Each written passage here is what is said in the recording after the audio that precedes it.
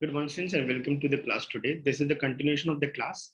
So, what will be the today's topic for the particular class is we'll recall the topics of last class and then we'll discuss about processing device, storage device, primary and secondary storage device. Okay, so let's start. What we studied yesterday, we studied about input and output device, correct?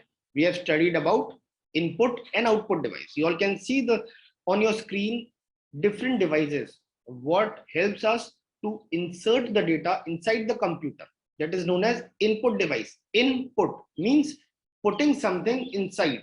Okay, so what through these particular devices we used to insert the data inside the computer, correct? Yes. Now the next thing what we studied yesterday was output device. Now what is output?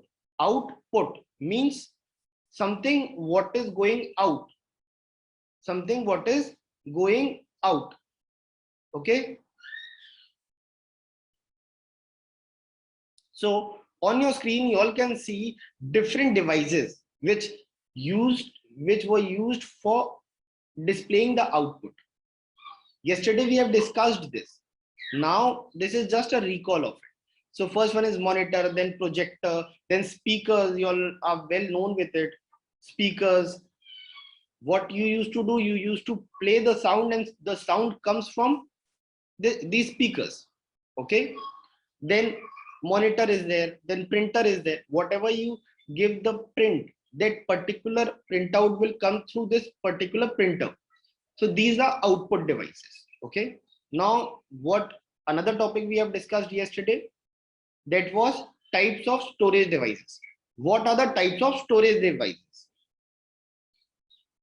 Storage devices are divided into two parts, primary and secondary. Okay, so what we have discussed under primary, two, RAM and ROM. RAM and ROM. Okay, now under secondary, what we have discussed? We have discussed about the data what used to be there for a longer period. The data what used to be there for a longer period. Okay, for that we use secondary storage device, and for primary storage device the data will only be there till the computer or till the system is on, only for that limited time. And we have taken the example also of calculator. We have taken the example of calculator for primary storage device. Okay, so what we have taken the example of calculator as whatever we are typing on it, whatever we are typing, we are making the calculations. As we will switch off the calculator, everything will go from there. Okay, now only this much we have discussed yesterday. Now we'll discuss another part of it. The second part of this video is another topics what we have left out yesterday. So first one is processing device. What is processing device? You all can see on your screen one image is there. So one side input unit is written, another side output. Input and output unit we have done. This is your keyboard, mouse, and towards your output unit, this is your screen.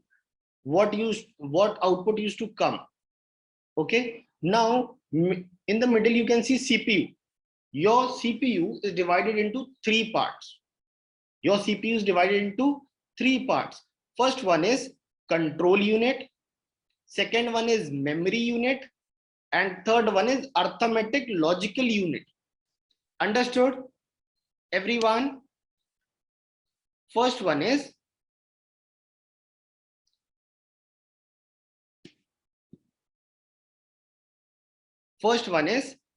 control unit, second one is memory unit, and third one is arithmetic logical unit. Okay, so CPU have how many components? Three components. First control unit, second memory unit, and third arithmetic logical unit. Now talking about the first unit, which is control unit. Control unit controls action of the computer and tells other parts of the computer what they have to do. This is very easy to understand that what is the use of control unit. By the name itself, beta, it is clear that it helps to control the activities of the computer, the activities of all the parts what is connected to the computer, to control it. Okay, once again we'll read the particular thing.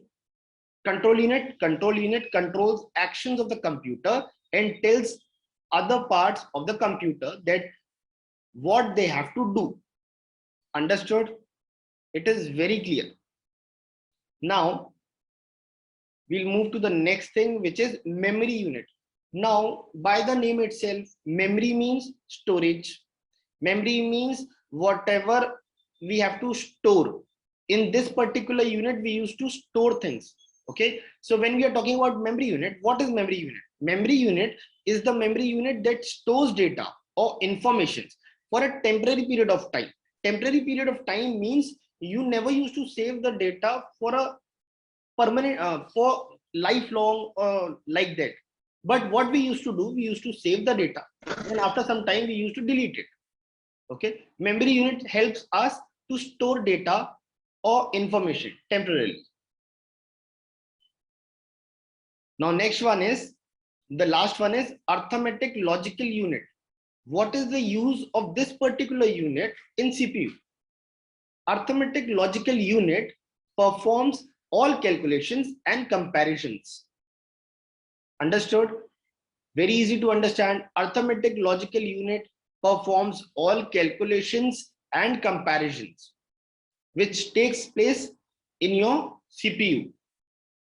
Okay, so how many components are there of CPU? There are 3 components of CPU. First one is control unit, second one is memory unit, and third one is arithmetic logic unit.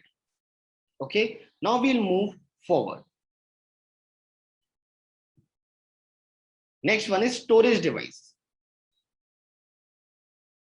Now you can see on your screen the example of storage devices. You all are well known about it. What are storage devices? Something whenever we used to store, we use these devices. Okay, just we take an example of your house, that you all must be having cupboards for keeping your clothes, dresses, then many other things. Okay, and we'll take one more example, like your bags. You all used to keep your copies, your books, pencil box, everything in that particular bag. In the same way, computer have his own storage device, a particular storage device for storing all the data and informations. So computer can store data in these particular devices. These are known as storage devices. Okay, yes. Now the last topic is primary and secondary storage device. Earlier we have discussed about primary and secondary memory. Now we will discuss about primary and secondary storage device. Now what is primary storage device? Under primary storage device, only one device used to come, that is random access memory. The primary storage device means the same. The definition is not separate.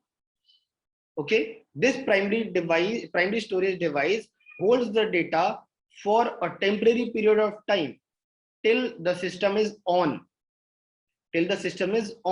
Only till that time your system will hold the value. This particular RAM, what is there in your system, will hold the value for a limited period of time until the computer is getting power, till the computer is switched on.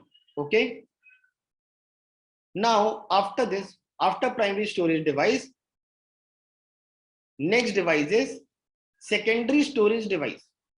Now when we are talking about secondary storage device, this is your hard disk, this is your hard drive, what is there inside CPU to save all the data, inside it.